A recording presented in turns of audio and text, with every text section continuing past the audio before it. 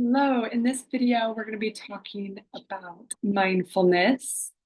I know that this can be a big buzzword out there, but stick with me. It can have a really profound impact in our life. So I like to define mindfulness as being in the present moment and being able to create space between your thoughts, emotions, and actions, right? So let's say, for example, your partner says something that upsets you and you react and perhaps lash out, get angry, say something you don't mean, right? Kind of this ball of negativity starts rolling. Or rather, on the other hand, maybe your partner says something that upsets you, before you react, before you speak, before you let this emotion come out, you're able to stop and get space between this initial, emotionality and action that we're going to take. So this is mindfulness, right? And then in that moment, being able to choose maybe it's taking a couple big deep breaths to regulate the system. Maybe it's saying, "Hey, I need to step out for a moment to like regather my thoughts," or it's coming from a place of more rationality. And so, really creating this mindfulness in this space in our life can be really potent and powerful. And there's many different techniques that we can utilize. And we're really coming back to this self energy, right? This centered place of calm, curiosity, and creativity, this mindfulness, right? Where we can be observing our thoughts, observing all of our different parts, and we are centered within ourselves. So, really, we're kind of creating this toolkit for what it means to bring ourselves back into this center. And with mindfulness, we can really cultivate equanimity. I like this quote by the Dalai Lama. With equanimity, we can deal with situations with calm and reason while keeping the inner peace, right? So equanimity comes when we're in our self energy, we're practicing mindfulness, and our nervous system is calm and regulated, able to kind of be the eye of the storm, right? Not letting too much get us off center, especially in our day to day, right? So there's many different benefits of mindfulness, like reducing stress, relief of chronic pain, improving mood, memory, and tension. MRI scans show that after an 8-week course of mindfulness practice, the brain's fight or flight center and the fear center, the amygdala, actually appears to shrink, and the connections between the amygdala, the fear and stress center, and the rest of the brain get weaker. So there's less association with fear within our lives. Like literally, the connections are weaker throughout our entire brain, right? And also with mindfulness, the prefrontal cortex, the front of our brain, associated with higher order functioning such as awareness, concentration, and decision, becomes thicker. So mindfulness is changing our brain and changing our minds. And it's really fascinating that we can see these structures changing as we are gaining more awareness in our life, truly. And so then these changes are correlated with the amount of time that someone is spending in the mindfulness practice. And starting with 15 minutes a day, we can start to see these brain changes. So I'm going to talk about some techniques that we can utilize to improve mindfulness. And remember, this is a practice. It can take time to build up this mental muscle, right? If we go to the gym, I mean, we can't lift the heaviest weight initially, but we build up to it, right? Same with our mental muscle as well. And yeah, so it's okay if it's a little weak at the beginning and we just take it slowly and we're just a few minutes a day. It's great just to get started. So meditation is a great place to start. Meditation involves sitting in silence. There's also a lot of guided meditations, but essentially it's being able to watch and observe the mind and the thoughts, right? And not judge the thoughts, not judge any of the parts.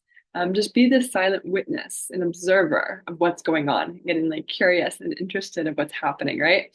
And every time that as we're observing, we catch the thoughts, we can kind of come back to this place of, okay, I am thinking and I'm going to come back to my breath, right? And the idea is observation of our thoughts, releasing of our thoughts, and coming to this space of emptiness, right, within the mind. right? So if our mind is a blue sky, our thoughts might be our clouds, right? So we're kind of aiming for this blue sky as much as possible. And there's a lot of applications, phone applications, apps like Headspace, Insight Timer, Smiling Mind, where there's a lot of guided meditation. I would definitely recommend this. Initially, the guided meditations are a really great way to get started and really as potent and powerful. And Yoga Nidra is also a great entry point into this mindfulness practice. So doing these, 15 minutes a day is really great for building this mental muscle. And mindfulness is a practice that we can take just within our day-to-day life, right? The goal is to be mindful and present in everything that we're doing while we're driving, having a level of mindfulness. When we're in conversation with somebody else, being present, not having our mind racing and going and going. But this truly this loving, present awareness, but we're be the goal of cultivation in our day-to-day life, right? Because truly in the present, we're not trying to be anxious or worry or control the future or get wrapped up in the past. Like we are like right here, right now, and that alleviates of a lot of tension for us, right? When we can actually be present, and that's often easier said than done, and it's a practice. We can also do things like mindful walking, especially outside in nature, can be really wonderful.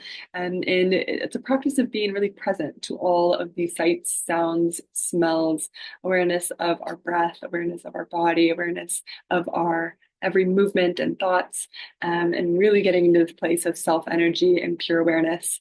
It can even be helpful to maybe concentrate on what it feels like in the heart. If we can feel into our heart and feel a sense of love, we can feel a sense of gratitude for where we are in the world around us. And essentially really like cultivating this walking meditation, sometimes having like a mantra, like a saying that we're saying over and over again, like maybe like I am peace, I am love, I am joy. Something like that can be really lovely.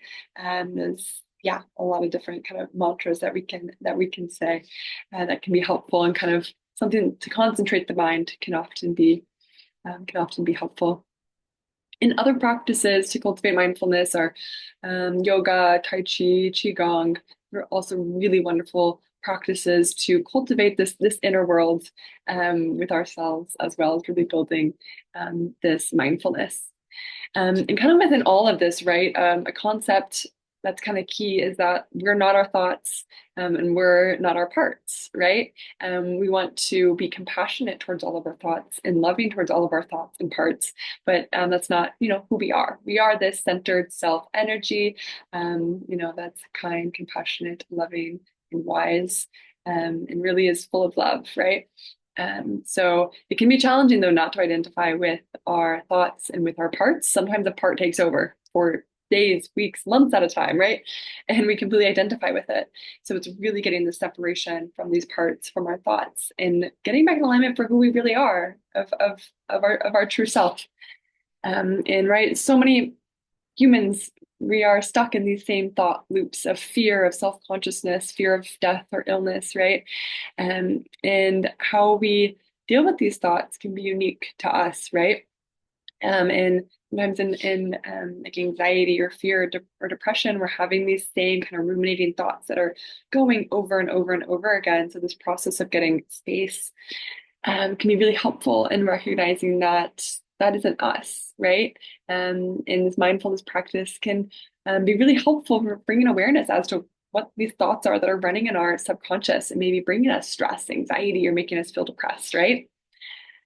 So yeah, really creating the space, not identifying with them, cultivating these mindfulness practices, right, in from this loving awareness. So this is a big part of this work. And I also want to mention that, some of our thoughts can be particularly unpleasant. I like to call these intrusive thoughts. And there's a technique called the stop technique that can be really powerful. So maybe we notice a particularly unpleasant thought and we literally stop, we observe it. We can take, 3 deep breaths, we can even do the four square breathing.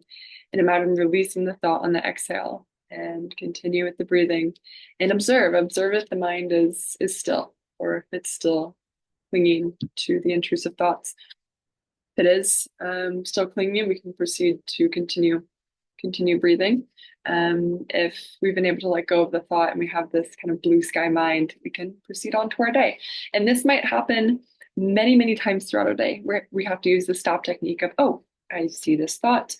I get to release it, or even naming it, if we're stressed about work, we can say, okay, work, release the thought. Okay, work, release the thought, and breathe, right?